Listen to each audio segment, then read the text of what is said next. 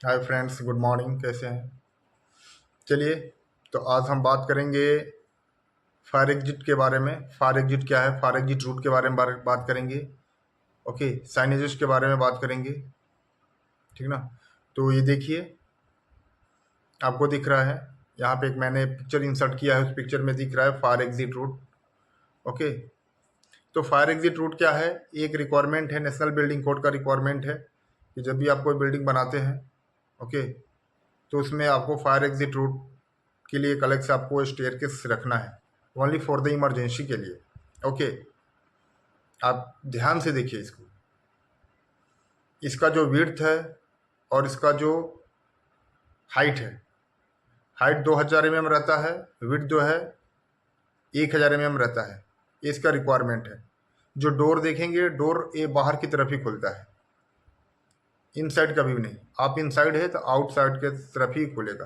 Okay, ये इनका requirement है।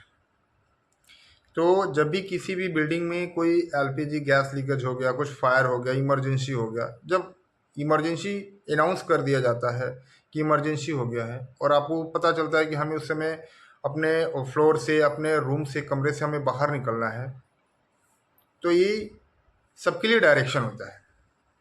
Not for single direction for all. इस सबके लिए डायरेक्शन होता है कि ये इमरजेंसी केस में ये स्टेयर केस से ये आपका साइनेज है, यहाँ से आपको एग्जिट होकर बाहर निकलना है और वहाँ से आपको सेफर प्लेस पे जाना है।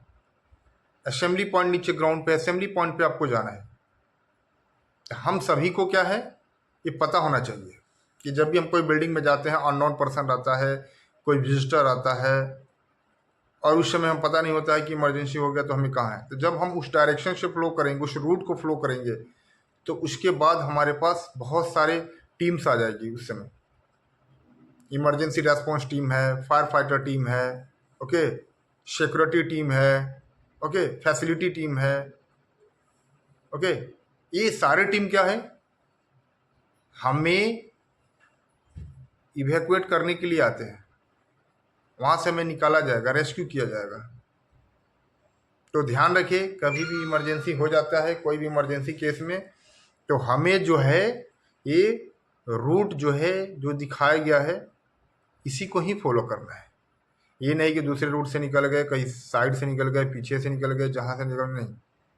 कमरे से निकलिए, फ्लोर पे आइए और फायर एग्जिट गेट से जाइए और बाहर निकलिए।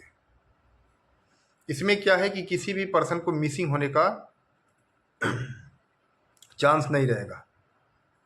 ओके, फिर ग्राउंड पे आके हेड काउंट करेंगे। हेड काउंट के बाद आपको all clearance silence, all clearance जो है आपको मिलेगा। ओके, उसके बाद आपको इवैक्यूएट होने के बाद ही फायर फाइटिंग किया जा सकता है, इमरजेंसी रेस्पॉन्स किया जा सकता है, उसको कंट्रोल किया जा सकता है। जब तक आप पूरी तरीके से उसको खाली नहीं करेंगे, कोई भी फायर फाइटिंग, कोई भी इमरजेंसी रेस्पॉन्स एक्टिविटी स्टार्ट नहीं होता है। अगर हो भी जाता है तो प्रॉपर तरीके से रिजल्ट नहीं आता है। आपने देखा होगा, जब आप ग्राउंड फ्लोर पे जाते हैं तो आपने देखा होगा कि do not use the lift in case of the any emergency, any fire. क्यों? क्योंकि जब फायर होगा, फायर फाइटिंग करना पड़ेगा, इलेक्ट्रिकल कनेक्शन को डिस्कनेक्ट कर दिया जाता है, आइसोलेट कर दिया जाता है, और जब आप लिफ्ट यूज करेंगे तो आप फंस जाएंगे। इतना टाइम नहीं है रेस्पॉन्स करने के लिए कि फिर मैनुअल टेक्नीशियन आएगा, मैनुअल आपको खोलेगा, बाहर निकालेगा। कितने लोगों को बाहर निकालेगा? उतनी कैपेसिटी होती नहीं है, उतना टाइम नहीं होता है कि आपको टाइम दिया जाए।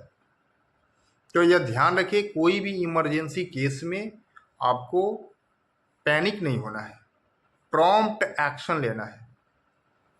पैनिक हो जाएंगे तो दुर्घटनाएं की संभावना और बढ़ जाती है। ओके, जहाँ रहें सुरक्षित रहें और पैनिक नहीं होना है। बहुत सारा घटना हो गया पैनिक, पैनिक की वजह से, रूमर की वजह से बहुत सारे घटना हो चुके हैं। ये ध्यान रहिए, आप जहाँ रहिए और सुरक्षित रहिए, अलर्ट रहिए, विजिलेंट रहिए, प्रोएक्टिव रहिए। ओके, धन्यवाद।